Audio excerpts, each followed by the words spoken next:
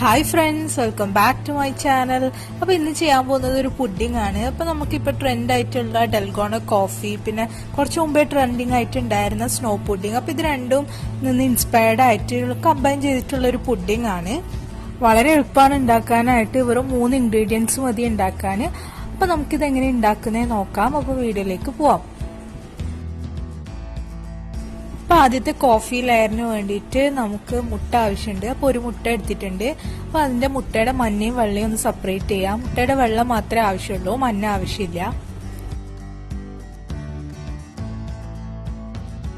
ഇനി ആ മുട്ടയുടെ വെള്ളയിലോട്ടേക്ക് നമുക്ക് ഒരു 1/2 ടീസ്പൂൺ ഇൻസ്റ്റന്റ് കോഫി പൗഡർ ചേർത്ത് കൊടുക്കാം. പിന്നെ ഒരു ടേബിൾ സ്പൂണ് പഞ്ചസാര കൂടി ചേർത്ത് കൊടുക്കാം. മധുരം നിങ്ങളുടെ അളവിനനുസരിച്ച് കൂട്ടിയും കുറക്കുകയൊക്കെ ചെയ്യാം. ഇനി നന്നായിട്ടൊരു ഗോൾഡൻ കളർ ആകുന്നത് വരെ നന്നായിട്ടൊന്ന് ബീറ്റ് ചെയ്തെടുക്കാം.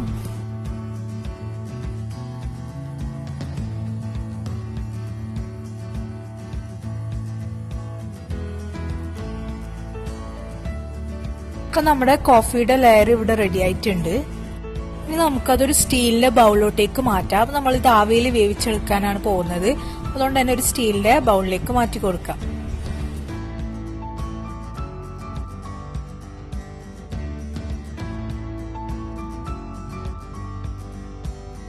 അപ്പൊ ഇനി അത് നമുക്ക് സ്റ്റീം ചെയ്യുന്ന പാത്രത്തിലോട്ടേക്ക് വെച്ചു കൊടുക്കാം.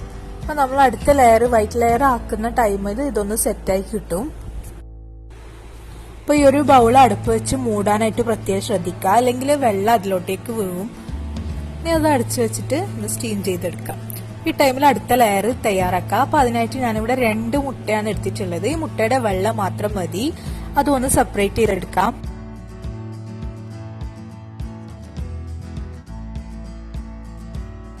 ഇനി ആ മുട്ടയുടെ വെള്ളയിലോട്ടേക്ക് നമുക്ക് 2 ടേബിൾ സ്പൂണ് പഞ്ചസാര ചേർത്ത് കൊടുക്കാം.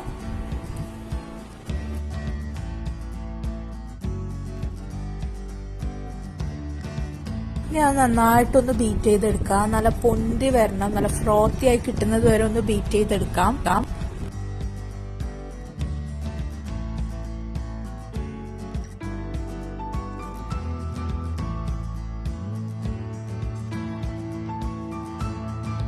ഇനി അതിലോട്ടേക്ക് ഞാനൊരു 1/2 ടീസ്പൂണ് വാനില എസൻസ് ചേർത്ത് കൊടുക്കുന്നുണ്ട്. അപ്പൊ ആ മുട്ടയുടെ ഒരു മണമൊക്കെ മാറാൻ വേണ്ടിയിട്ടാണ് ഇത് ചേർത്ത് കൊടുക്കുന്നത്. അപ്പൊ നമ്മുടെ അടുത്ത ലെയറും കൂടി റെഡി ആയിട്ടുണ്ട്. അപ്പൊ ഈ ടൈമിൽ നമ്മള് ഫസ്റ്റ് ലെയർ ഒന്ന് സെറ്റ് ആയിട്ടുണ്ടാവും. അപ്പൊ ആ ബൗളിലേക്ക് ഇനി നമ്മുടെ ഈ ഫസ്റ്റ് ലെയറും കൂടി ഒന്ന് ഒഴിച്ചു കൊടുക്കാം.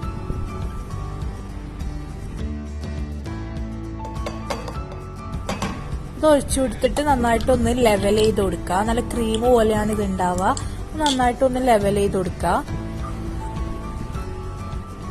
അപ്പൊ ഞാനിവിടെ ലെവൽ ചെയ്ത് എടുത്തിട്ടുണ്ട്. ഇനി നമുക്കിത് മൂടി വെച്ചിട്ട് കംപ്ലീറ്റ് ഒന്ന് സ്റ്റീം ചെയ്തെടുക്കാം.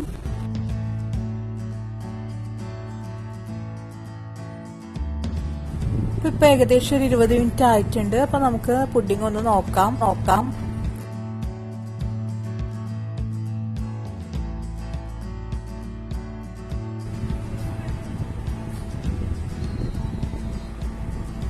നല്ലോണം വെന്ത് വന്നിട്ടുണ്ട്.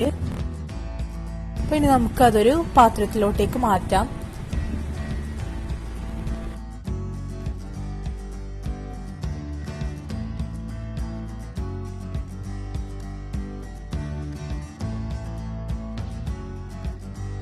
ഡൽഗോണ സ്നോ പുഡിംഗ് റെഡി ആയിട്ടുണ്ട്. ഈ ഒരു പുഡിങ്ങിനെ കുറിച്ച് പറയാന്നുണ്ടെങ്കിൽ ഭയങ്കര സംഭവമൊന്നുമല്ല, അങ്ങനെ ഭയങ്കര ടേസ്റ്റ് എന്നൊന്നും പറയാനില്ല. പക്ഷെ എന്നാലും നമ്മൾ വീട്ടിലൊക്കെ കിട്ടുന്ന നോർമൽ ഇൻഗ്രീഡിയൻസ് വെച്ചിട്ട് വളരെ ചെലവ് കുറഞ്ഞ രീതിയിൽ നമുക്ക് തയ്യാറാക്കാൻ പറ്റിയ ഒരു പുഡിംഗ് ആണ്.